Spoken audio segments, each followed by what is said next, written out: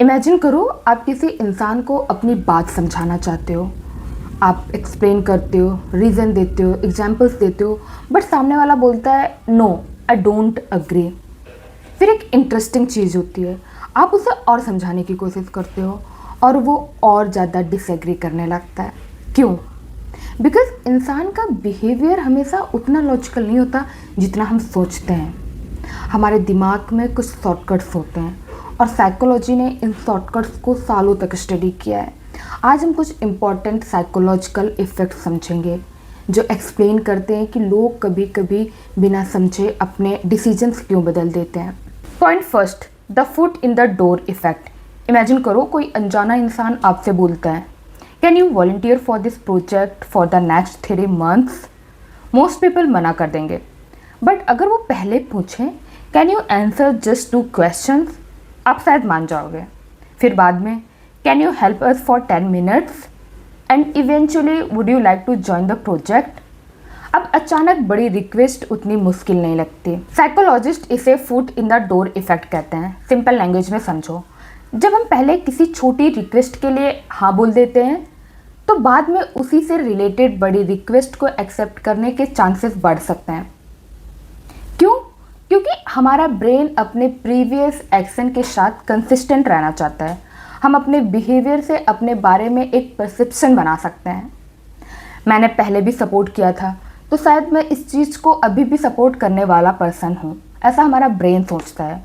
और ये self perception कभी कभी हमारे नेक्स्ट डिसीजन को इन्फ्लुएंस कर सकती है। बट रिमेंबर, ये कोई मैजिक ट्रिक नहीं है। इसका मतलब ये नहीं है कि अगर कोई पहली रिक्वेस्ट मान गया तो वो ऑटोमेटिक दूसरी रिक्वेस्ट भी मान लेगा। रिक्वेस्ट का रिलेटेड होना इम्पॉर्टेंट है और सामने वाला किसी भी पॉइंट पर नो बोल सकता है। तो इसका रियल लेसन ये नहीं है कि how do I control someone.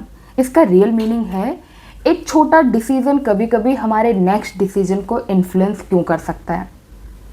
And that's the psychology behind the foot in the door effect. Point 2, commitment and consistency. Have you ever publicly said I am going to wake up at 6 AM every day? अब imagine करो आपने ये बात 10 लोगों से बता दी। अब आपको अपना प्रॉमिस तोड़ना अनकंफर्टेबल लग सकता है। वाई? बिकॉज इंसान आमतौर पर चाहता है कि उसका एक्शन और बिलीफ एक दूसरे से मैच करें। साइकोलॉजी में इसे कमिटमेंट और कंसिस्टेंसी से जोड़ा जाता है।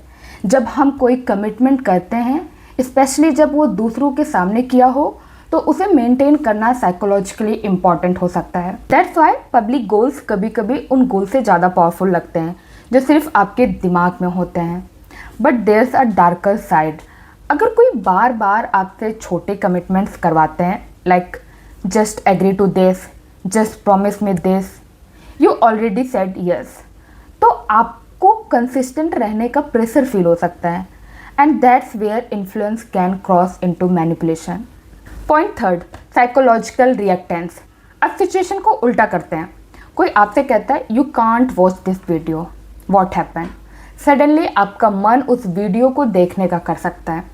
कोई कहता है डोंट ओपन दैट बॉक्स और दिमाग कहता है व्हाई नॉट। इसे साइकोलॉजिकल रिएक्टेंस कहा जाता है।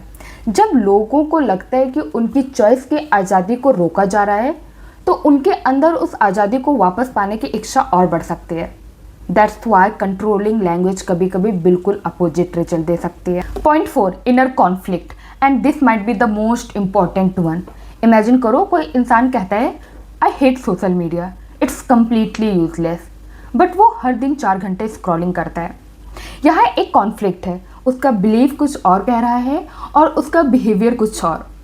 इस अनकंफर्टेबल साइकोलॉजिकल टेंशन को इनर कॉन्फ्लिक्ट कहा जाता है और लोग अक्सर इस डिस्कम्फर्ट को कम करने की कोशिश करते हैं। वो अपना बिहेवियर चेंज कर सकते हैं या फिर अपनी एक्सप्लेनेशन चेंज कर सकते हैं। I only use Instagram because I need it for work, maybe that's true. The real lesson. So can you control anyone using psychology? No, human behaviour remote control नहीं है।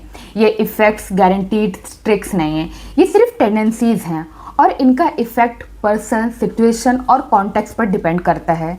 But इन्हें समझना आपके लिए important है ताकि आप ये समझ पाएँ कि आप कब इन्फ्लुएंस किए जा रहे हैं। Thank you so much for watching this video. मिलते हैं नेक्स्ट वीडियो में, तब तक के लिए bye bye and take care.